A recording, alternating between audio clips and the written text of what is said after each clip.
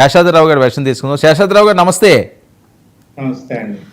Sir, Pak కాళ్ళ బేరానికి వచ్చినట్లేనా, నటిస్తుందా? నటించటమేనండి. పాకిస్తాన్ బుట్టో ఎప్పుడో అన్నాడు 1971లో దెబ్బతిన్నప్పుడు 1000 years war but we will be the winners, this is only for time being అన్నాడు. తర్వాత మరి ఏమిటో ఏముందో ఆ వంశంలో కూతురు అదే మాట, కొడుకు అన్నాడు కదండి నిన్నగాక మొన్న, రక్తం పారిస్తాం నీళ్లు కనుక ఇవ్వకపోతే మీరేదన్నా ఇలా చేస్తే అని చెప్పి అన్నాడు కదా. అది అవ్వదండి. కారణం ఏంటంటే ఇదేం ఫస్ట్ టైమా, ఇప్పుడు ఇది 5వ సారి. సో నేను అనుకోవటం పాకిస్తాన్ వీళ్ళు నెవర్ లెర్న్ ఏ లెసన్. కారణం ఏంటంటే వాళ్ళు ఎప్పుడు కూడా యథార్థాలని పక్కన పెట్టి చైనా సపోర్ట్ ఉందనో, లేకపోతే తుర్కీ సపోర్టివ్గా ఉందనో, లేకపోతే టెర్రరిస్టులు ప్రభుత్వానికి అండగా ఉన్నారనో ఇలాంటి భ్రమంలో ఉన్నారు. దాంతో చేస్తానే ఉంటారు, ఓడిపోతానే ఉంటారు. వాళ్ళదంతా మహమ్మద్ గజనీ కల్చర్ అండి.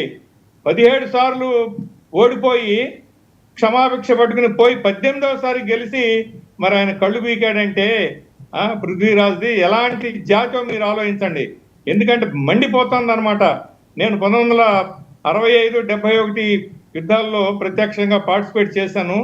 నాకు కొంత అనుభవం ఉంది మా సెక్టర్లో, మా ఏరియాలో ఏం జరిగింది అనేది. ప్రిజనర్స్ని పట్టుకుంటానండి, వాళ్ళకి మానవత్వంతో జెనీవా అగ్రిమెంట్ ప్రకారం చక్కటి వసతులు ఇచ్చేవాళ్ళు, చక్కగా చూసేవాళ్ళు, ఆరోగ్యాన్ని బాగా చూసేవాళ్ళు. మరి అదే పాకిస్తాన్లో అసలు ఆ పరిస్థితే లేదు. ఆ వింగ్ కమాండర్ ఆయన మిగ్ ఎయిర్ క్రాఫ్ట్ ని లాస్ట్ టైం చేసిన ఈ సర్జికల్ స్ట్రైక్ లో పడిపోతే, వర్ధమాన్ అనే ఆయన వింగ్ కమాండర్, ఆయన పడిపోతే పెడరెక్కలు విరిచి కట్టి గన్ పాయింట్ మీద తీసుకొచ్చి మొహం నిండా దెబ్బలు, రక్తం కారుతున్నాయి. ఇదేనండి వాళ్ళకంటే జెనీవా అగ్రిమెంట్ అంటే ఏంటో తెలియదు కూడా అనుకుంటా. సీనియర్ ఆఫీసర్స్ ని సరే వచ్చాడు, ఎలా పడ్డాడు ఏమిటో. ప్రిజనర్స్ కూడానండి, వార్ ప్రిజనర్స్ కి కొన్ని ప్రివిలేజెస్ ఉంటాయి, వాటిని అంతర్జాతీయంగా అందరూ కూడా వాటిని మన్నించాలి. ఇలాంటిది ఏ పద్ధతి కూడా ఉండదండి. వాళ్ళు రెండోది ఏంటంటే నాకు బాగా గుర్తు, 71లో సీజ్ ఫైర్ అయిపోయిన తర్వాత ఒక చోట బాంబింగ్ చేశారు, ఉత్తర్లో అని చెప్పి. ఓకే, ఆ ప్రాంతంలో బాడ్మేరు దాటిన తర్వాత దానికి వివరణ కనుక అడిగితే అప్పటికి విమానాలు వెళ్ళిపోయింది, వెనక్కి కాల్ చేస్తే కమ్యూనికేషన్ అందలేదని చెప్తారండి. సాధ్యమండి ఇది? ఎందుకంటే కమ్యూనికేషన్ లేనివాడు ముందుకు వెళ్ళాడు అసలు. ఏరోప్లేన్ తో గ్రౌండ్ కంట్రోల్ నుంచి మొత్తం రెడార్ నుంచి వాడు గైడింగ్ ఎప్పుడప్పుడు గైడెన్స్ తీసుకుంటా ఉంటాడు. అంటే ఏంటంటే ఈ సమస్య లేదండి. ఎప్పటికైనా కానీ మరొక దెబ్బ కొడతారు. ఆ దెబ్బ ఎలా కొడతారు అనేది ఇప్పుడు అందరూ ఏమనుకుంటారంటే న్యూక్లియర్ పవర్ ని ఏమోలే బూచిగా చూపిస్తున్నాడని అనుకుంటున్నారు. చెప్పలేమండి వాడు, ఎందుకంటే అనేక సార్లు అన్నారు. ఇప్పుడు పిచ్చివాడి చేతిలో రాయి ఉంటే ఎటేస్తాడో తెలియదు, ఎటైనా ఇవ్వచ్చు. కాబట్టి ఏంటంటే మన వాళ్ళు ఎప్పుడు కూడా, ఇవాళ బహుశా మీ ఛానల్ ద్వారానే అనుకుంటా తెలిసింది, అది ఇంటర్నేషనల్ ఈ అణుశక్తి కంట్రోలింగ్ అండ్ కోఆర్డినేటింగ్ అథారిటీకి ఇండియా లెటర్ ఒకటి రాసింది, మీ ఛానల్ ద్వారానే విన్నాను. అదేంటంటే ఇలా వచ్చి చూడండి అక్కడ మరి ఈ పరిస్థితులు ఉన్నాయి, వాళ్ళు ప్రతిసారి భయపెడుతున్నారు, ఊరికనే బ్లాక్ మెయిల్ చేస్తున్నారు.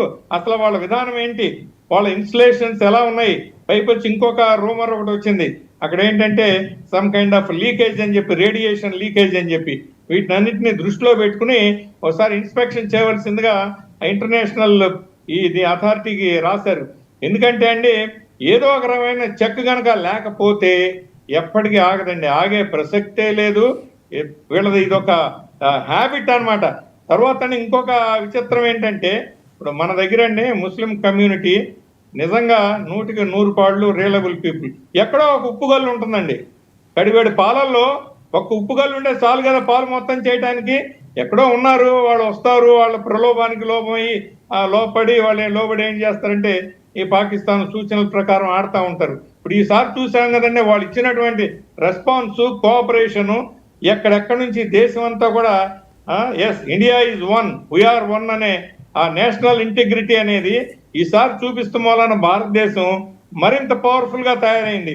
కారణం ఏంటంటే ఏ రకమైన సంశయాలు లేవు, డౌట్స్ లేవు, పక్కన ఉన్నవాళ్ళు లేరు, వేరే ఆలోచన లేదు.